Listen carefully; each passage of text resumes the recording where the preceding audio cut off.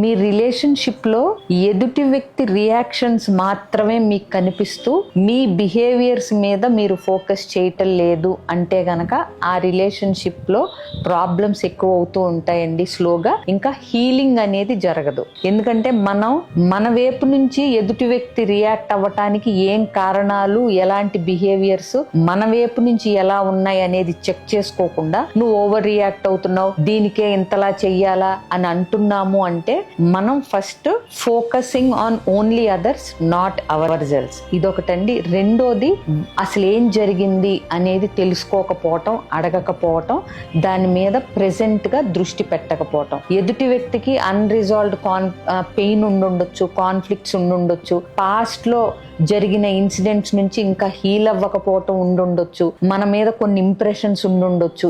ఇవన్నీ ఉంటున్నప్పుడు మనం మన మీద ఫోకస్ చేయకుండా, మన బిహేవియర్స్ కరెక్షన్ మీద ఫోకస్ చేయకుండా ఎదుటి వ్యక్తి ఎలా రియాక్ట్ అవ్వాలో అనే దాని మీదే ఫోకస్ పెట్టినప్పుడు రిలేషన్షిప్ లో హీలింగ్ అనేది జరగదనేది గమనించి ట్రై టు ఫోకస్ ఆన్ మనం బిహేవియర్స్ ఏమి వాళ్ళని రియాక్ట్ అయ్యేలాగా చేస్తున్నాయి అనేది ఆలోచించగలరేమో ఒక్కసారి చూసుకోండి. Thank you.